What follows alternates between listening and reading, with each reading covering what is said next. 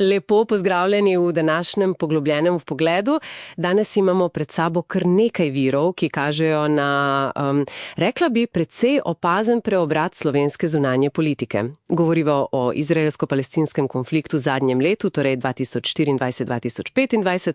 Pogledali si bova ključne korake pa dileme Slovenije in kaj ta nova, bolj aktivna drža v bistvu pomeni. Ja, res je. Ta prehod je učiten. Slovenija se, kot kaže, odmika od tiste prejšnje, precej previdne linije, ki je bila usklajena predvsem z EU. Zdaj pa nastopa v vlogi, lahko rečemo, glasne zagovornice mednarodnega prava. To jo postavlja v zanimiv položaj, vsekakor. Ampak hkrati odpira vprašanja, seveda, o učinkovitosti pa posledicah take politike za majhno državo. Ok, poglejva torej podrobneje. Kateri so bili ti ključni koraki? Najprej je bilo, se spomnim, priznanje Palestine. To je bilo maja oziroma junija 2024. Vlada je takrat poudarjala, da gre za sporočilo miru, podporo rešitve dveh držav. Pa usklajeno je bilo s Španijo, Irsko, Norveško. Vsekakor. Simbolni pomen je bil precejšen, ja. Viri omenjajo celo pohvalo generalnega sekretarja ZN Guterresa.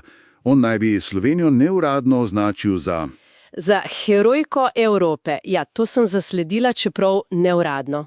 Točno. Temu pa je potem sledil julija 2025 še precej, bi rekel, draznejši korak. Razglasitev dveh izraelskih ministrov, Ben-Gvira in Smutriča, za persone non grate. Torej nezaželene osebi na ozemlju Slovenije. In to je bil, kot kažejo viri, res pionirski ukrep znotraj EU. Utemeljen pa z njunimi dejanji, izjavami, ki naj bi spodbujale nasilje in, kar je pomembno, izrecno oprtna mnenje Meddržavnega sodišča v Hagu. Zanimivo, ja. Predvsem ta hitrost spremembe, če pomislimo, da viri opisujejo odnose še leto prej kot dobre. In to sklicevanje na mednarodno pravo, na ICJ, to se res zdi kot neka rdeča nit, a ne? Ja, in to je, bistveno. To ni samo neka moralna drža. Očitno gre za strateško izbiro. Slovenija je aktivno sodelovala v postopku pred ICJ, zdaj pa to mnenje uporablja kot pravno podlago.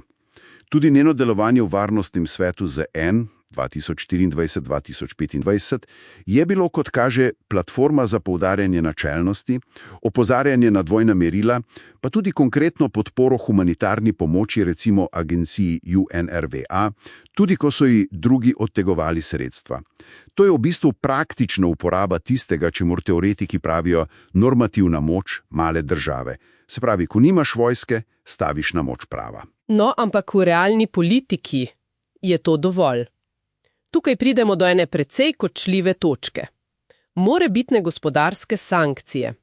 Viri omenjajo, da vlada razmišlja o zaostritvi, ampak se hkrati zaveda tveganj.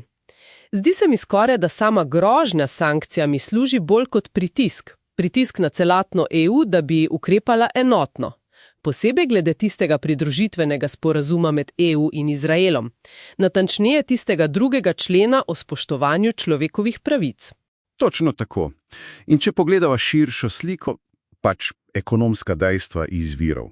Neposredna blagovna menjava med Slovenijo in Izraelom je relativno majhna. Leta 2024 okoli 214 milijonov evrov, Izrael pa šele 38. partner.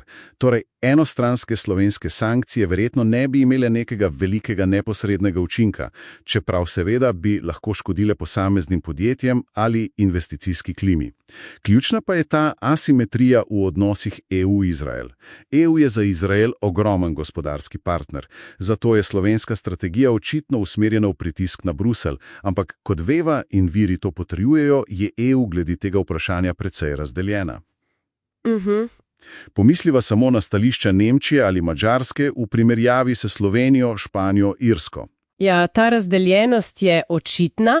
Viri omenjajo tudi iskanje nekih korenin te politike. Morda izhajajo iz zgodovinskih izkušenj malega naroda, neke empatije. Zanimivo pa je, da argument o neki domnevni zgodovinski hvaležnosti Izraelu, recimo za podporo ob osamosvojitvi, v teh virih nima neke trdne podlage. To pa upira zanimivo vprašanje. kaj ne? Ali je ta navidec tako idealistična politika, ki temelji na vrednotah, ali je pravzaprav najbolj pragmatična, mogoče celo najbolj realistična pot za dolgoročne interese Slovenije? Krepitev mednarodnega pravnega reda je konec koncev temeljna zaščita suverenosti malih držav pred morebitno samovoljo velikih. V tem smislu je vztrajanje pri pravu lahko zelo realistično.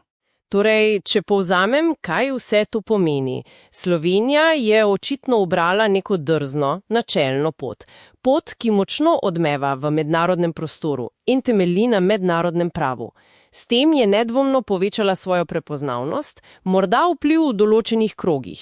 Ampak, ja, dolgoročna učinkovitost te politike, njen dejanski vpliv na razmere, to pa ostaja odprto vprašanje.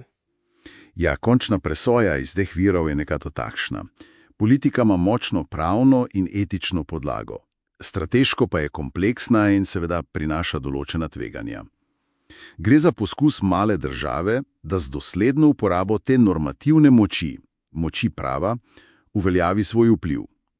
Prihodnost bo verjetno zahtevala spretno uravnoteženje te načelnosti s pragmatizmom, pa ohranjanje odprtih kanalov komunikacije tudi z Izraelom.